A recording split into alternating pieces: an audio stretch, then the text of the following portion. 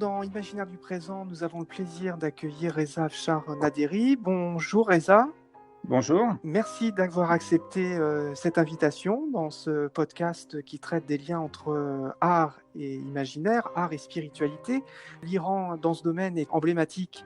C'est historique, les liens entre les arts et la spiritualité en Iran. On va développer tout ça, mais c'est surtout votre actualité dont on va parler avec cet ouvrage qui vient de sortir chez l'Harmattan dans la collection L'Iran Transition, qui s'intitule « Les chants patriotiques d'Iran ». On va revenir sur ce thème tout au long de cette émission. Je reviens tout d'abord sur votre parcours. Vous êtes docteur en littérature iranienne, Oui. poète traducteur de poésie persane et journaliste reporter. Oui. Vous êtes né à Mashhad en Iran. Vous êtes venu, je crois, à 5 ans en France. Alors, je suis né en France en 2 temps. La première fois, je suis venu à 5 ans avec mes parents, et où j'ai fait l'école primaire. Donc le français, en quelque sorte, c'est ma deuxième langue maternelle. J'ai appris le français très tôt dans une école, donc l'école primaire en France. Et puis après, avec ma famille, on est rentré en Iran. J'avais entre 10 et 12 ans. Et donc j'ai fait par la suite collège et lycée dans un établissement franco-iranien. Et je suis retourné en France par la suite pour faire des études supérieures.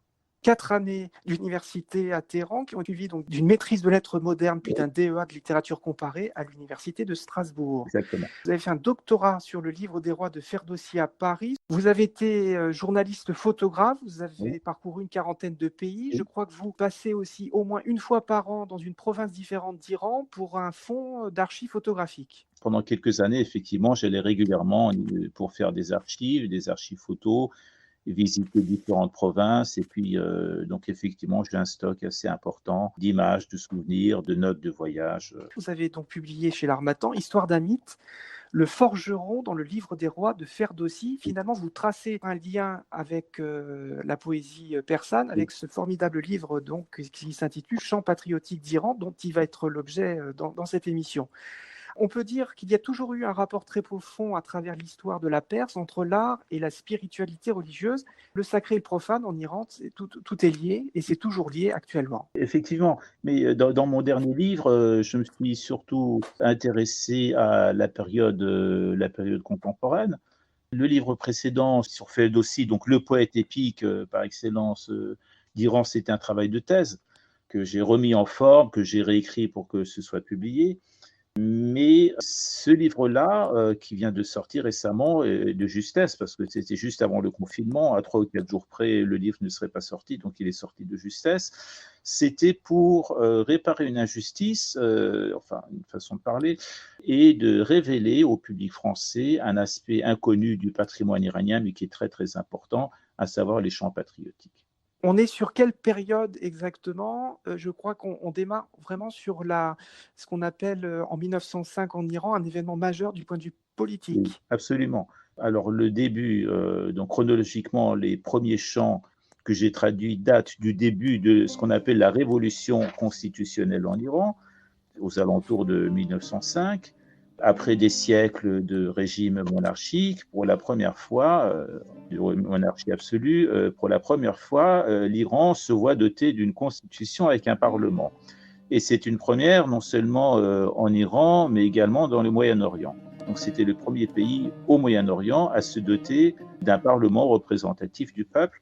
Et ça, c'était le point de départ que je me suis fixé dans la chronologie, dans le choix chronologique des chants patriotiques que j'ai traduits.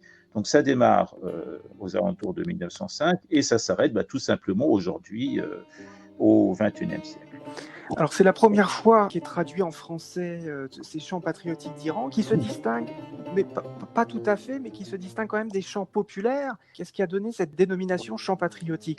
Parce que la patrie, c'est très cher aux Iraniens. On sait bien que c'est...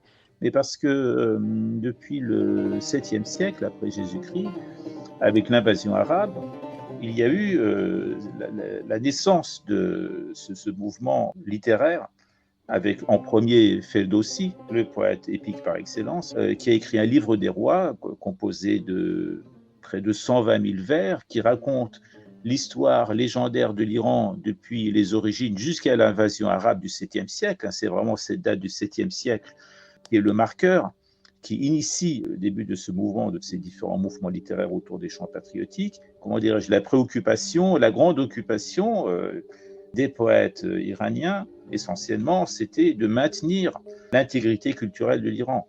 À commencer par Ferdowsi le premier, ce livre des rois de près de 120 000 vers, écrit en langue persane, a constitué un socle à la fois culturel et linguistique pour la préservation de la langue iranienne.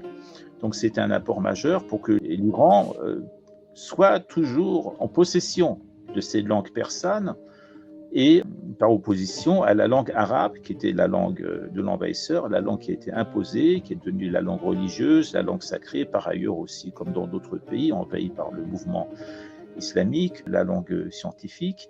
Et il y a eu des mouvements de résistance en Iran et de résistance culturelle, littéraire, pour maintenir la langue persane. Et puis le résultat, c'est que si vous comparez l'Iran avec un pays comme l'Égypte, vous voyez qu'en Iran, on parle toujours persan, alors qu'en Égypte, on parle arabe. Il y a eu ce travail de résistance pour la création de chants populaires qui était mobilisateur. Et ce mouvement s'est prolongé jusqu'à aujourd'hui, sachant que moi, dans mon livre, je suis intéressé essentiellement à la période contemporaine.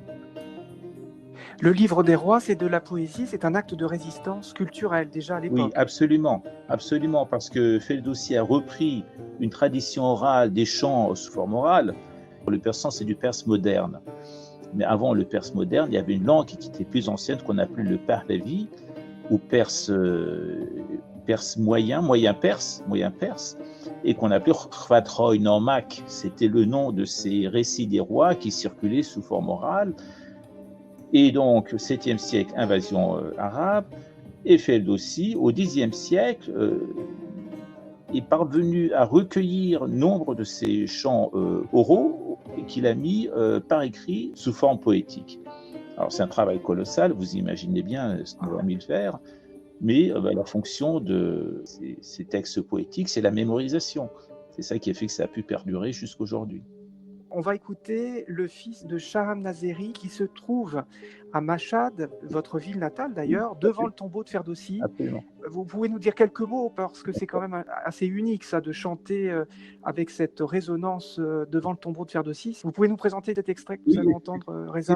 C'est un moment unique parce que cette séquence vidéo qui a été légendée de la manière suivante, le chant de contestation de Hafez Nazeri sur la tombe de Ferdowsi, sur la tombe du grand Ferdowsi, après l'interdiction d'un concert.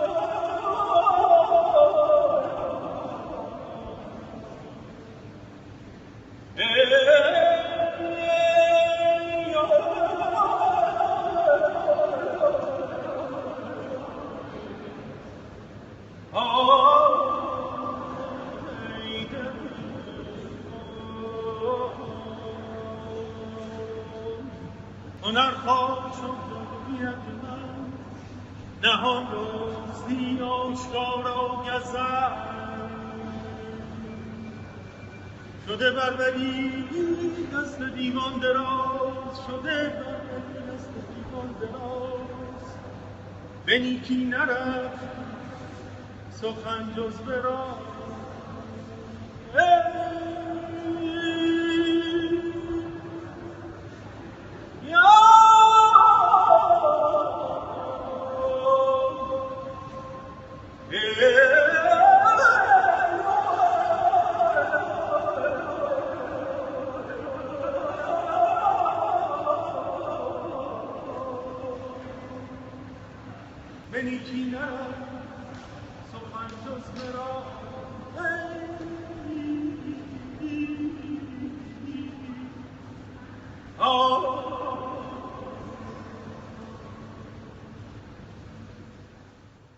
Nous sommes avec Reza Afshar Naderi à propos de la sortie du livre l'Iran dans la collection L'Iran en transition chez l'Harmattan, Chants patriotiques d'Iran, un ouvrage qui est sorti tout dernièrement, qui fait 208 pages, bilingue et qui est très intéressant.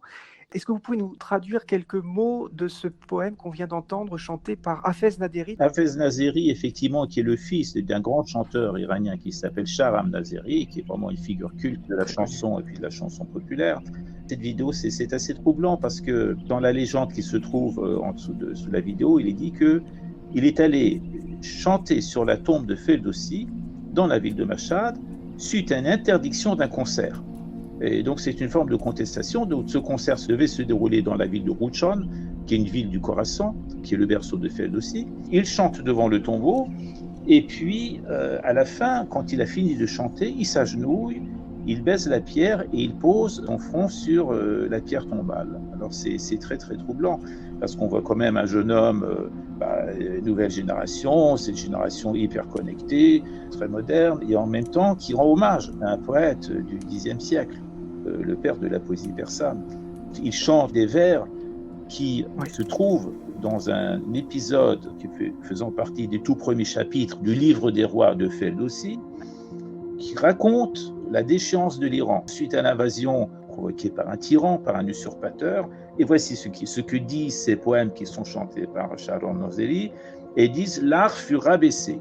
Alors c'est peut-être en relation avec le concert.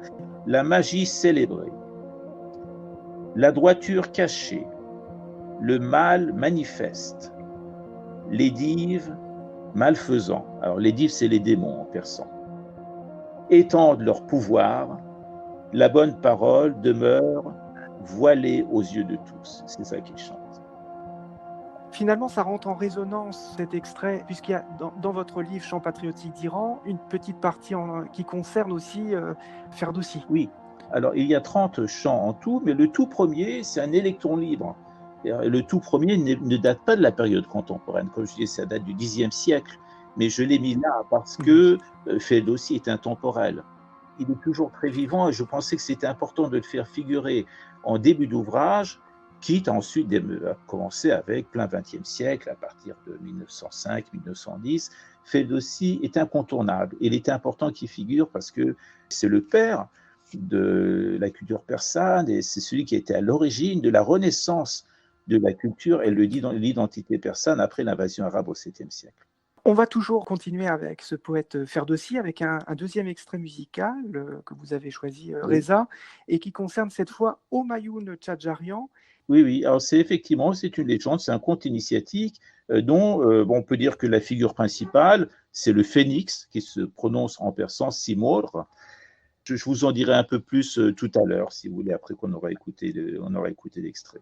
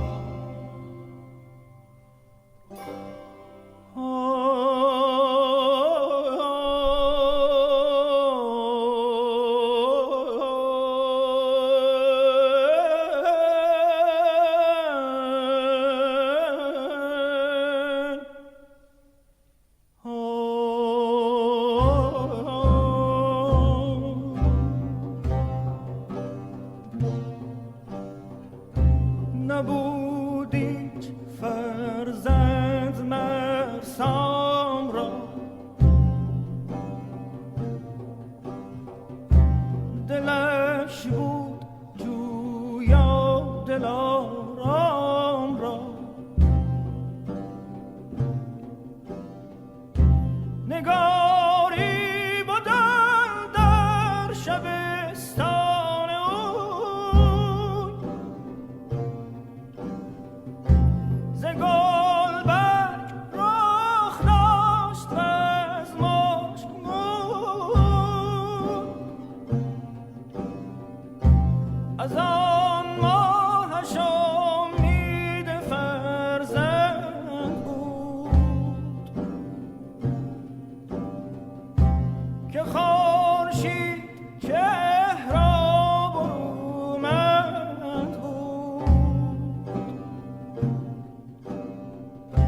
ز سام نریمان همو بار داشت ز بار گران تنش آزار داشت.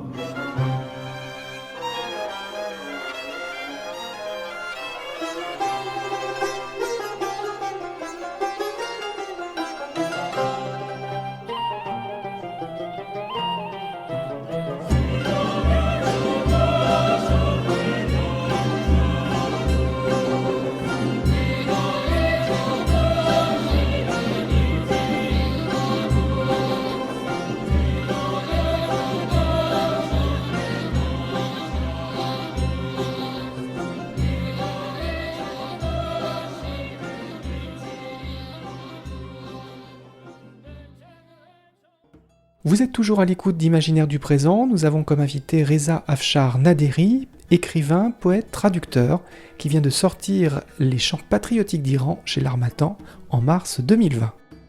Ces vocalises, c'est typiquement persan dans la tradition du chant iranien. En persan, ça se dit tahdij.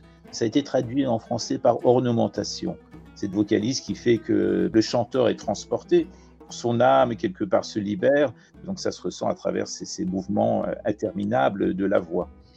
Est-ce qu'on peut dire en quelques mots le rapport entre art et mystique en Iran, art et spiritualité? Ça s'est joué à travers les siècles, et notamment à travers le soufisme, mais pas seulement. C'est peut-être une caricature de le dire, mais finalement, l'art sacré et le profane sont intimement liés. La poésie le montre de façon spectaculaire en Perse. Tout à fait. Alors, ça se traduit, encore une fois, ça se traduit par la poésie encore. Et là, c'est l'occasion pour moi de dire que la poésie, c'est l'art majeur en Iran. Il n'y a aucune forme d'art qui dépasse la poésie en Iran. Je pense qu'en France, on a du mal à se rendre compte à quel point la poésie fait partie de l'ADN. Je dis, ça fait partie de l'ADN de l'Homo iranicus. La poésie accompagne l'Iranien, le citoyen iranien, du berceau jusqu'à la tombe. Et ce n'est pas une image, c'est vraiment le cas. Qu'est-ce qui est connu en Iran? Une forme d'expression artistique. Il peut y avoir la calligraphie, il peut y avoir l'art de la miniature, l'art des tapis, mondialement connu. Mais la poésie est encore supérieure à ces formes d'expression. Et elle est employée, bien sûr, dans la mystique, qui a été révélée au public français, notamment à travers la mise en scène de Jean-Claude Carrière, qui a été traduit La conférence des oiseaux du poète mystique Farid Eddin Attar. Ça a été mis en scène, ça a été connu par le public français, avec 7 étapes spirituelles, au terme desquelles on parvient jusqu'à la divinité. Et tout ça, ça a été mis en poésie. Ça, c'est Attar. Et puis, il y a aussi l'autre nom qui est très connu, qui est très à la mode aujourd'hui, qui est Rumi, qui est né aussi dans la région du Khorasan, ce qui correspond à l'Afghanistan actuel. Et là aussi, ce sont des milliers de vers. Vous voyez à quel point tout se traduit, tout passe par la poésie. Ce serait compliqué de, déterminer une raison particulière pour dire comment ça se fait qu'il y a un tel phénomène. Parfois, quand je donne des conférences dans des débats, on me dit « Mais comment ça se fait qu'en Iran, la poésie, c'est l'art majeur? Qu'est-ce qui est à l'origine? Qu'est-ce qui fait cette particularité ?» Et puis, j'aime bien citer la fameuse phrase de Gide qui dit « L'art naît de contraintes. L'Iran, c'est un pays qui, depuis des siècles, connaît la contrainte. » Et puis, en réaction, les Iraniens produisent de la poésie pour résister, pour ne pas oublier, pour se mobiliser. Je pense que c'est probablement un des facteurs déterminants pour pratiquer une forme de croyance qui ne soit pas la religion officielle. Et c'est là où on rejoint la mystique. Et Reza, nous allons continuer au travers toujours de cette découverte et on invite tous nos auditeurs à se plonger dans les chants patriotiques d'Iran, une version bilingue pour la première fois des chants patriotiques toujours en vogue en Iran. On va maintenant écouter un extrait d'Omayoun Tchadjarian qui chante finalement avec une orchestration moderne comme un hymne national qui est toujours très écouté en Iran.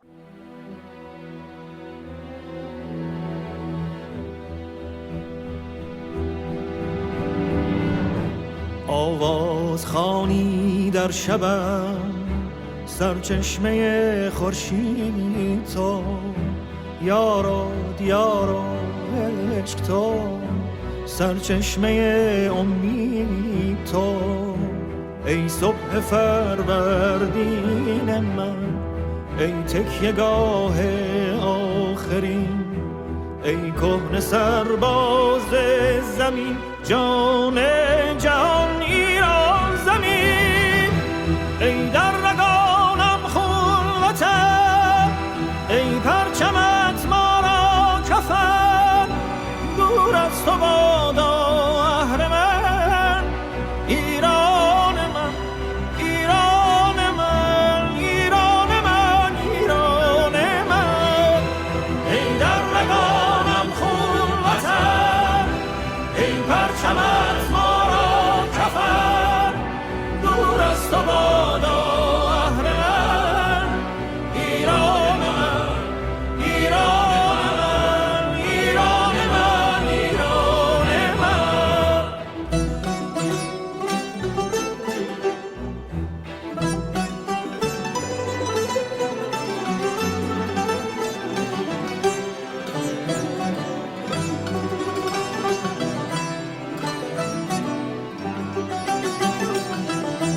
ای داغ دیده بازگو بلخ و سمرقندت چه شد صدها جفا ای مادرم دیدی و مهرت کم نشد از خون سربازان تو گلگون شده رویت وطن ای سرو سبز بی خزان ای مهر تو در جان و تن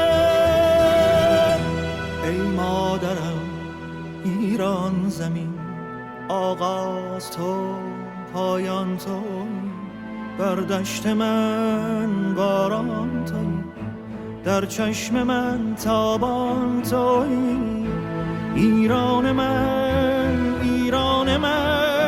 آن مهر جاویدان تویی ای در رگانم خون وطن ای پرچمت ما را کفن دور از تو بادا اهرمن ایران من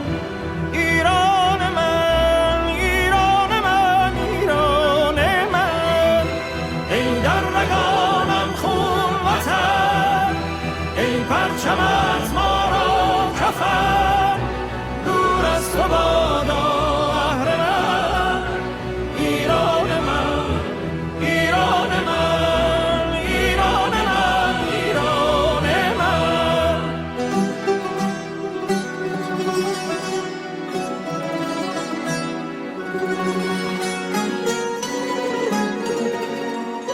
در ظلمت تاریک شب مرغ سحرخانه منی در حسرم آزاده ای تنها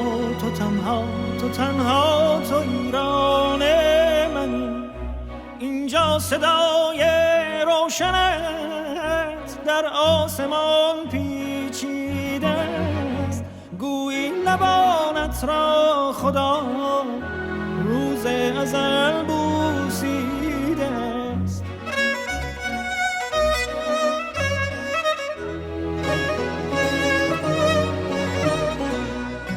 ای مرغ حق در سینت با شور خود بیداد کن آواز خانه شب شکن بار دگر فریاد کن ظالم جور سیاد آشیانم داده برباد ای خدا ای فلک ای طبیعت شام تاریک ما را سحر کن ای خدا ای فلک ای طبیعت شام تاریک ما را سحر کن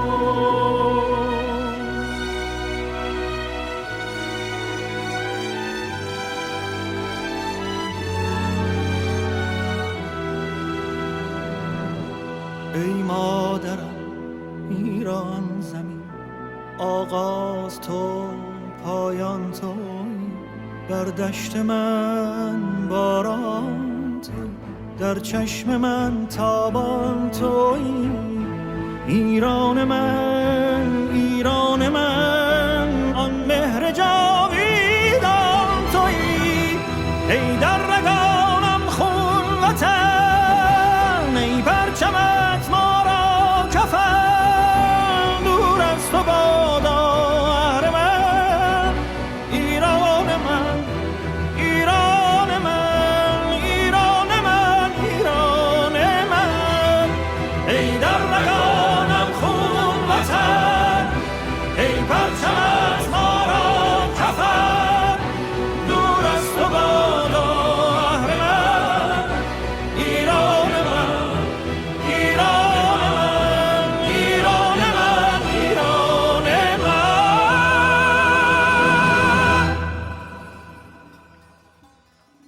Vous écoutez Imaginaire du présent, notre invité est Reza Afshar Naderi, écrivain, poète, traducteur. Là, c'est un poète qui s'appelle Pouria-Souri, qui est né il est né en 1983, et donc c'est cette chanson qui a été mise en musique par un certain Sohrab Pournazeri. Dans le livre, pour chaque chanson, il y a une fiche avec le nom de l'auteur, le nom du compositeur, et puis il y a toute une brochette de chanteurs, parce que ce n'est pas un ou deux, parfois c'est une demi-douzaine de chanteurs qui donnent voix à ce texte.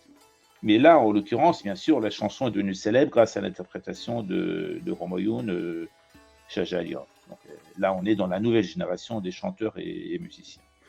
Et ça montre un amour inconditionnel, bien sûr, de l'Iran, j'imagine, pour ceux qui ne comprennent pas le persan. Ce que je peux proposer, c'est juste lire les tout premiers vers, traduits en français. Alors, je vais lire 5-6 vers du début, donc, ce qui est à l'origine un poème qui s'appelle Mon Iran, un poème de Pouria-Souri qui commence ainsi. Chanter dans la nuit me provient de la source de ton soleil. Tu es ami, terre et amour, tu es source de tout espoir. Ô matin de mon Farvardin. Alors Farvardin, c'est le premier mois du printemps du calendrier iranien. Ô matin de mon Farvardin, ô toi mon ultime refuge, ô toi antique guerrier du monde, âme univers, terre de l'Iran, ô toi patrie sang de mes veines, ô ton drapeau notre linceul. Loin de toi soit le démon, mon Iran, ô mon Iran. On peut rappeler peut-être à nos auditeurs, ce mot patrie, d'où vient-il? Du latin patria, patrie, et de pater, père. Donc il y a un peu ce mélange des origines paternelles avec ce mot. Au sens du petit littré, c'est pays où l'on a pris naissance. Pour la bruyère, il n'y a point de patrie. Oui. Pour le despotique, d'autres choses y supplient, l'intérêt, la gloire, le service du prince. Il y a quand même une sacralisation aussi de la patrie en Iran qui est très très forte. Hein. Cette identité, et je dirais qu'elle est propre aussi à chaque pays, mais en Iran particulièrement, on aime beaucoup son pays. Et la langue, comme la musique, est vecteur de l'identité nationale, évidemment. On pourrait dire qu'en France, les chants patriotiques n'ont plus autant de force qu'avant. On pouvait, peut-être du temps du communisme, chanter Jean Ferrat, le chant des partisans, etc. Mais actuellement, quand il y a des mouvements sociaux, des mouvements populaires, on entend peu chanter, si ce n'est, vous disiez tout à l'heure en préparant cette émission, l'hymne national, la Marseillaise. Oui, tout à fait. Alors, dans l'introduction au livre, qui fait une 40aine de pages, je suis à la fois français et iranien, je fais des parallèles, je fais des mises en regard entre France et Iran, parce que je m'intéresse bien sûr, je me considère comme français, et je suis patriote français aussi. J'établis un peu un historique aussi du côté des chants patriotiques. En France, avec une tradition des chants patriotiques de la commune, par exemple, et puis comment il y a eu cette évolution, donc les chants célèbres. Et il est vrai que c'est quelque chose, bon, le chant des partisans, entre autres, c'est plus connu. Il est vrai que c'est une tradition qui s'est perdue. Alors, il y a peut-être aussi une explication parce que bon, la France, c'est quand même un pays démocratique. Et si je reprends la fameuse phrase de Gide disant que l'art naît de contraintes, peut-être que dans la mesure où il n'y a plus ces contraintes, il n'y a plus ce besoin. On n'est plus de la génération d'Aragon, où Aragon, dans la Diane française, par exemple, reprend ses traditions et se réfère à des héros du Moyen-Âge et des héros médiévaux pour réveiller la conscience française, pour résister contre l'occupant. Il n'y a plus ce besoin, il n'y a plus ce souci, il n'y a plus cette nécessité impérieuse. Et à ce moment-là, donc il y a cette veine créative, poétique, de création de chants patriotiques qui faiblit, on n'éprouve plus la nécessité. Mais ce que je constate aujourd'hui, et là aussi ça m'intéresse beaucoup, je vois le mouvement des Gilets jaunes, qui est un véritable mouvement populaire français, et je vois défiler, j'ai moi-même écrit deux textes, dont un qui était publié au temps des Cerises, un chant qui s'appelle La Montreuilloise, un peu dans l'esprit de la Marseillaise. Dans les manifestations, on chante surtout la Marseillaise, et puis dans ce qui est produit, c'est des choses de qualité assez moyenne, ou bien on reprend des musiques existantes par ailleurs, de chants patriotiques, d'autres pays, on plaque des mots dessus. C'est une tradition qui s'est perdue. À l'égal aussi d'une autre tradition, mais ça c'est un autre sujet, c'est un autre débat sur la poésie, sur la présence de la poésie dans le quotidien des Français. Ça aussi, c'est une forme d'art qui s'est beaucoup perdue, à laquelle je suis très sensible. Il faut trouver les origines dans l'apparition du mouvement surréaliste. Ce mouvement surréaliste qui a, comment dirais-je, qui a donné un coup d'arrêt et qui a rompu avec la grande tradition littéraire française, ce qui ne s'est pas produit en Iran, puisqu'encore aujourd'hui en Iran, on se réclame de l'esprit des anciens, donc la chronologie n'intervient pas. Aujourd'hui en Iran, un poète comme Ferdowsi reste contemporain, un poète comme Rumi, un poète comme Hafez, ça dit reste contemporain, il reste moderne parce qu'ils sont toujours efficaces. On les lit tous les jours et ils produisent toujours le même effet qu'au XIe, XIIIe ou XIVe siècle. C'est comme si on peut très bien considérer aujourd'hui qu'un poète comme Boileau est moderne ou qu'un poète comme François Villon est moderne parce qu'ils sont toujours efficaces quand on les lit. Mais c'est la pratique, c'est la fréquentation de ces poètes de la grande tradition littéraire française qui s'est perdue. Comment s'est opéré le choix de 30 textes? Qu'est-ce qui a influencé le choix de tel ou tel texte? Alors, il y a une trentaine, effectivement, j'en ai choisi une trentaine. Le choix était très difficile parce qu'il y en a à foison. Je pense qu'on peut en dénombrer peut-être une centaine. Le critère, c'était d'abord qu'ils soient mobilisateurs, qu'ils aient été chantés dans la rue, dans les universités, dans des meetings, que ce soit des caisses de résonance des différents mouvements populaires, comme une sorte de vox populi à travers la chanson, donc ça c'était un critère. Il y avait les incontournables, disons une dizaine ou une quinzaine d'incontournables, ça c'était facile à trouver. Après la difficulté c'était, disons, l'autre quinzaine, et il fallait faire des choix assez difficiles entre ceux-là, et puis d'autres aussi qui auraient pu s'imposer. Donc j'ai quand même précisé dans l'introduction que il y avait une limitation qu'on s'était fixée avec l'éditeur au nombre de 30 et que libre à ceux qui voudraient poursuivre la démarche d'en publier et d'en imprimer d'autres. Et il est très certain que je vais faire l'objet de critiques où des compatriotes vont me dire « Ah oui, pourquoi tu as mis ça, pourquoi tu as fait mis ça, ça c'est très, très important, ce mouvement de gauche, ce mouvement communiste, ce mouvement séparatiste ». Donc, il y en a d'autres, très certainement. Donc là, c'était un choix un peu difficile. Mais par contre, dans la traduction, j'en ai énuméré beaucoup que je n'ai pas traduit. Donc, dans la traduction, je me suis un peu rattrapé quand même. Pardon, excusez-moi, dans l'introduction. Comment vous effectuez ce travail de traduction en français? Est-ce que c'est un travail fastidieux? Est-ce que vous pouvez nous rappeler un peu ce travail de traducteur qui fait partie de votre activité en plus de poète et de conférencier? C'est quoi pour vous la traduction? C'est créer finalement un pont entre la France et l'Iran? Oui, absolument. Alors c'est un travail que je fais en permanence. Ça fait presque partie de mon quotidien. J'ai traduit énormément de textes. C'est toujours du persan en français. Le français étant comme ma langue maternelle. Alors c'est un travail qui n'est pas toujours facile. J'ai eu moins de difficultés pour traduire les chants patriotiques parce qu'ils sont destinés, enfin pas tous, il y en a qui restent quand même dans la veine assez classique, mais beaucoup sont destinés à être compris par le peuple. Donc ce n'est pas une écriture sophistiquée. J'ai eu beaucoup plus de difficultés pour traduire les poèmes de mon anthologie, Aube Nouvelle, poète libertaire d'Iran, qui relevait cela pour l'essentiel d'une école d'avant-garde de poésie française qui s'appelle la poésie nouvelle, chez Héléno en persan. Là, j'ai eu beaucoup plus de mal parce que là, c'est plutôt des figures beaucoup plus hermétiques. Et j'ai eu recours, là par contre, à des spécialistes. J'ai travaillé avec deux spécialistes de la poésie persane contemporaine qui, eux, m'ont orienté donc, pour comprendre les subtilités de certains poèmes, le sens précis, et une fois que donc j'étais au clair quant au sens des mots, à ce moment-là, j'ai fait le travail de traduction. Avec plusieurs regards, et ça rejoint presque un travail scientifique, là, à ce moment-là. C'est un peu un travail de décryptage du sens des mots, sachant que ça, c'était leur spécialité. Et après, quand moi, j'interviens pour la traduction, c'est-à-dire la mise en mots en français, ça, c'est mon domaine, et personne ne s'en mêle plus. Voilà, c'est un travail de composition, c'est un travail de compositeur, un travail musical, c'est un travail de poésie. Et d'ailleurs, je le dis toujours à qui veut bien l'entendre, que pour traduire la poésie, il faut être soi-même poète.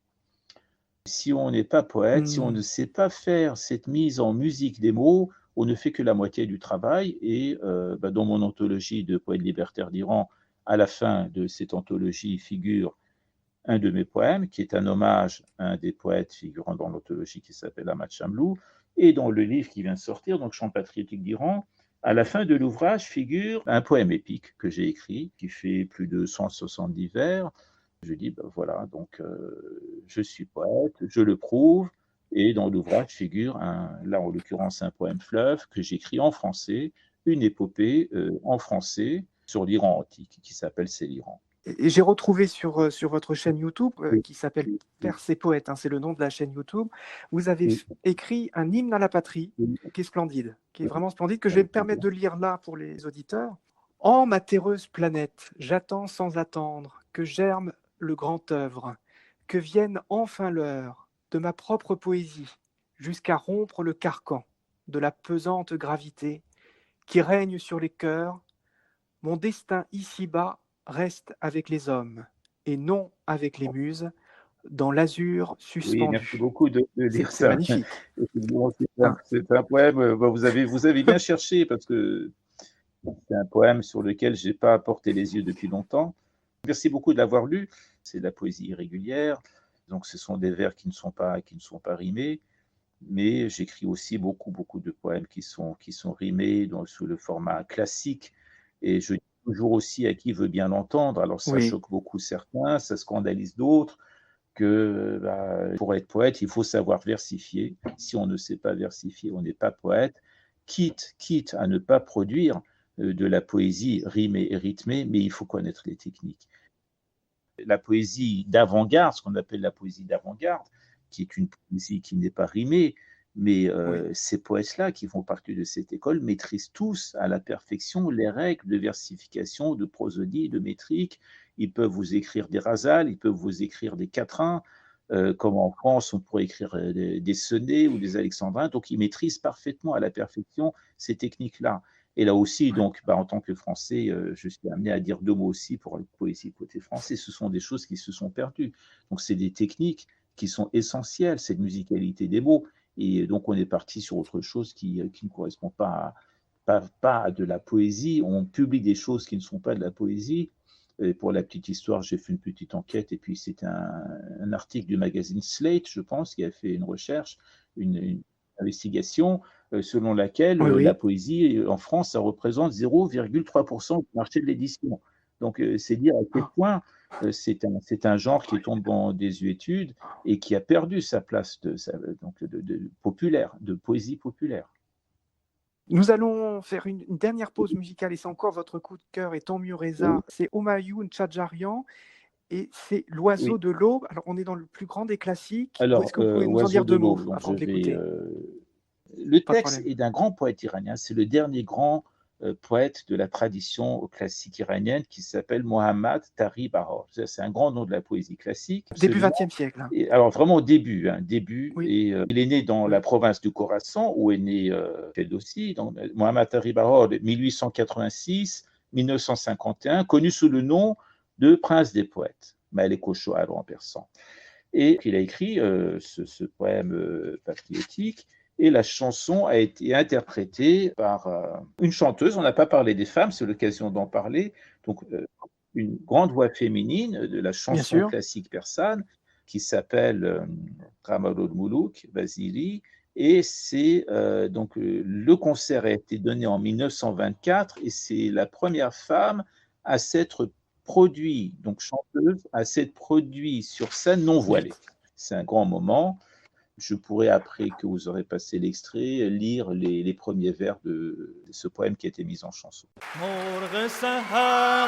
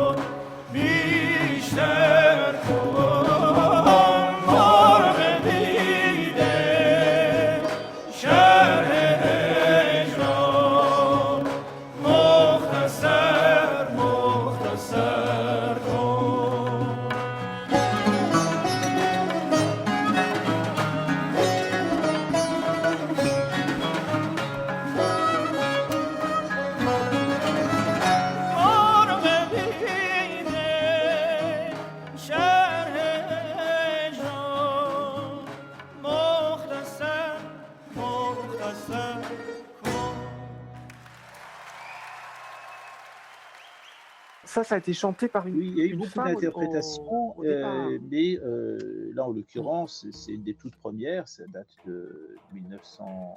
Le premier concert de cette femme, c'était 1924. Après, il y en a eu d'autres. Il y a eu aussi bien des chanteurs de la mouvance classique. Alors, l'œuvre a été considérée comme une contestation de la venue au pouvoir de Reza Shah. Reza Shah, donc le premier souverain de la dernière dynastie à avoir régné sur l'Iran. Et donc, ça a trouvé un écho qui était très, très populaire.